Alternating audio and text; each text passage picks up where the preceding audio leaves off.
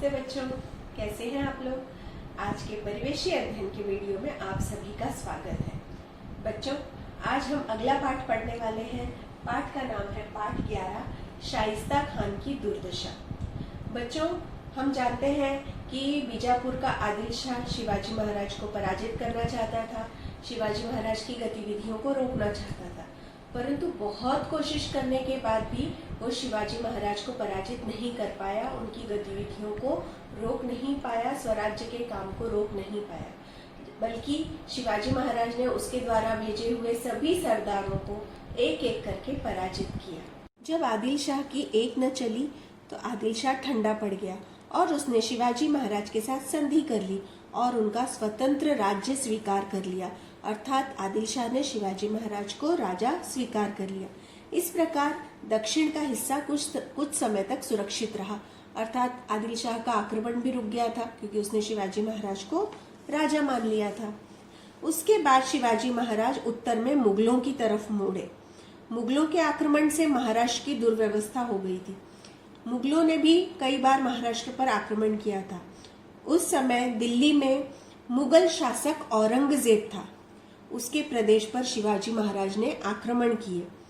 जब उसके प्रदेश पर आक्रमण किए तो इससे औरंगजेब बादशाह क्रोध में आ गया।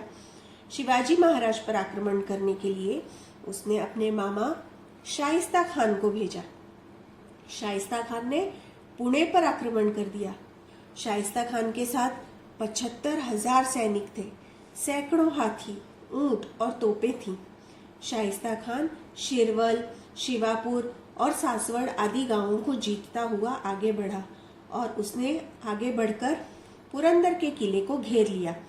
वह आगे बढ़ा ही था कि एक बार मराठों ने उससे दर्रे में घेर लिया।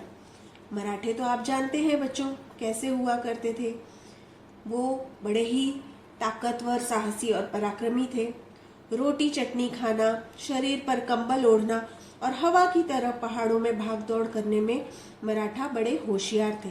तो एक बार मराठों ने शाइस्ता खान को दर्रे में घेर लिया था। दर्रा मैंने आप लोगों को बताया था कि दो पहाड़ों के बीच में जो सकरा रास्ता होता है उसे दर्रा कहते हैं।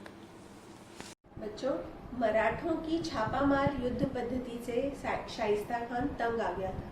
ये छापामार युद्ध पद्धति क्या होती है?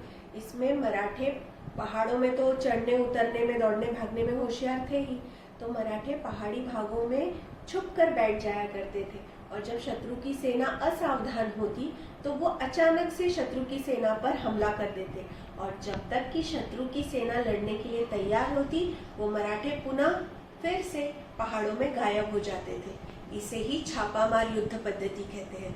तो शाइस्ता खान तो ये जानता नहीं था, तो इसलिए मराठों की इस छापामार युद्ध पद्धति से शाइस्ता खान तंग आ गया और तंग आकर अंत में उसने पुरंदर का घेरा उठा लिया। अब शाइस्ता खान पुणे की ओर चल पड़ा। पहले उसने चाकण का किला कब्जे में कर लिया। आपके सामने जो चित्र है वो चाकण किले का है। चाकण किले में फिरंगोजी नरसाला ने बड़े पराक्रम से शाइस्ता खान का सामना किया। फिरंगोजी नरसाला चाकण किले का किलेदार था। उसने बड़े ही पराक्रम से शाइस्ता खान का सामना किया। 2 महीने फिरंगोजी किले की सुरक्षा के लिए लड़ता रहा, परंतु शाइस्ता खान के पास बड़ी बड़ी तोपें थी, उसके पास बहुत ज्यादा सेना थी, तो इसलिए तोपों के सामने फिरंगोजी नरसाला टिक न सका। फिर भी वो इतनी वीरता से लड़ा कि फिरंगोजी नरसाला की वीरता पर शाइस्ता खान प्रसन्न हुआ, खुश हो गया और उसने फिरंगोजी नरसाला को शाही नौकरी का लोभ दिखाया। लेकिन फिरंगोजी नरसाला उसके लोभ में नहीं आया क्योंकि वो तो शिवाजी महाराज का स्वामी भक्त सेवक था। इसके बाद चाकण किला जीतने के बाद शाइस्ता खान पुणे आ गया। वह शिवाजी महाराज के लाल महल में रुका। लाल महल पुणे में है और यहीं पर ये महल शिवाजी महाराज के लिए उनके पिताजी शहाजी राजा ने बनवाया था। तो ये शिवाजी महाराज का महल था और इसी में शाइस्ता खान ने अपना डेरा डाल दिया। उसकी सेना ने लाल महल के चारों ओर पड़ाव डाला। 1 वर्ष बीता, दूसरा बीता, परंतु शाइस्ता खान लाल महल से टल नहीं रहा था, अर्थात वहीं पर वो रहने लगा था। उल्टे वो क्या करता, वो अपनी सेना को आसपास के प्रदेश में भेज देता। उसके सैनिक लोगों के जानवर को पकड़ लाते, खेती को नुकसान करते। इस प्रकार उसने आसपास के जितने भी प्रदेश थे उनको तहस नहस कर दिया था।